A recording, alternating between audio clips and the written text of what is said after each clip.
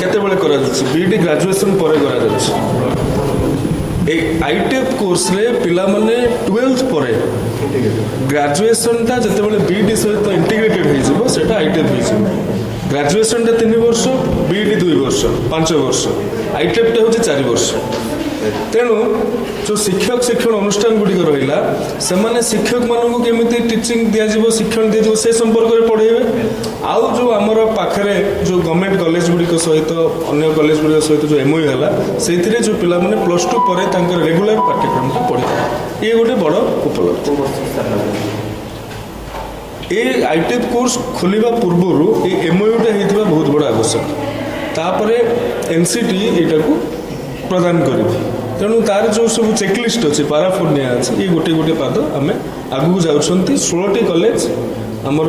Teacher training institute अच्छे से 8टी भितर कर8टी भी आम आगामी दिन मानक एणिकी युक्त 2 रे बीडी करि पारिबे छात्र छात्री एने 8टी शिक्षणीय अनुष्ठान सह निर्दिष्ट महाविद्यालयर एमओयू स्वाक्षरित होईची एही सूचना देइछंती उच्च शिक्षा मंत्री सूरज सूर्यवंशी आसीब नुआ course ITEP integrated teacher education programme राज्य रे थिबा 16टी शिक्षक अनुष्ठान मध्यरु 8टी अनुष्ठान सहित निकटस्थ महाविद्यालयर चुक्तिपत्र स्वाक्षरित होईची जेउथरे ग्रेजुएशन नुहे बरং एणिकी युक्त 2 परे हेब बीडी पाठपढ़ा एथिपाई आसीबो 4 वर्षर नुआ आईटीईपी कोर्स जो शिक्षक शिक्षण अनुष्ठान गुड़िक रही 16टी से मध्यरु 8टी शिक्षक शिक्षण अनुष्ठान जो टीचर एजुकेशन प्रदान करा जाए सेमानंकर निकटस्थ महाविद्यालय मानक सहित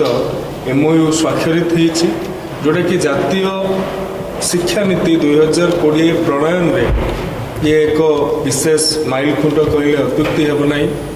आगुरी जो मैंने शिक्षक शिक्षण अनुष्ठान गुड़िक पढ़ुले से माने ग्रेजुएशन परे पढ़ुले आज एमओयू हो सारा पर से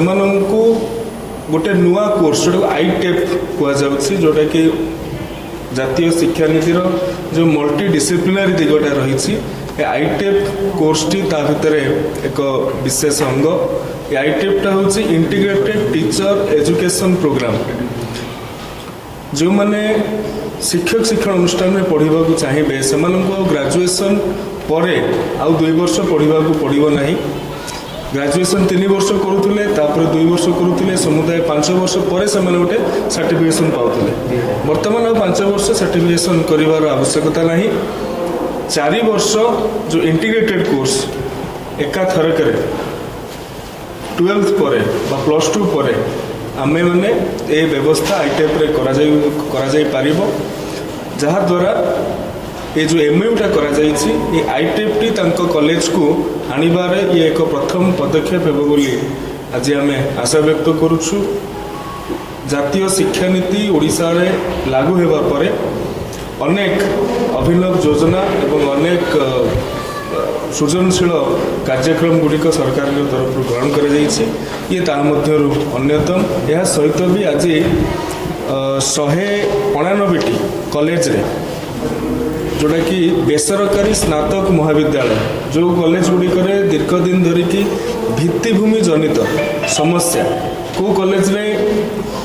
शौचालय महिला मानक पई नाही छात्री मानक पई नाही कि दिव्यांग मानक पई रैंप सुविधा नाही कोठी लेडीज हॉस्टेल नाही एभली भाव में अनेक क्षेत्र में जोड़ाक आमर बेसरकारी अनुदान प्राप्त कॉलेज गुड़िक अच्छी तांकर अभियोग रही था आज 199टी कॉलेज रे पाखापाखि 168 कोटी टंका प्रदान करा जायछि से निमंते मध्य गोटे छात्र छात्री अध्यापक अध्यापिका मान सहित भाव विनिमय कार्यक्रम रहितिला एथिपाई आसीबो 4 वर्षर नुआ आईटीईपी कोर्स आईटीईपी नारे नुआ कोर्स रहिबो जातीय शिक्षा नीति लागू हेबा नेई अनेक सृजनशील कार्यक्रम उच्च शिक्षा पक्षरु निया जायछि आईटीईपी ସେଥିରୁ ଅନ୍ୟତମ। ଛାତ୍ରଛାତ୍ରୀଙ୍କର ସୁବିଧା ପାଇଁ 5 ବର୍ଷ ବଦଳରେ 4 ବର୍ଷରେ ଶିକ୍ଷକ ଶିକ୍ଷଣ କୋର୍ସ ଶେଷ କରିବା ପାଇଁ ଏଭଳି ନିଷ୍ପତ୍ତି ନେଇଛନ୍ତି ରାଜ୍ୟ ସରକାରଙ୍କର ଉଚ୍ଚଶିକ୍ଷା ବିଭାଗ।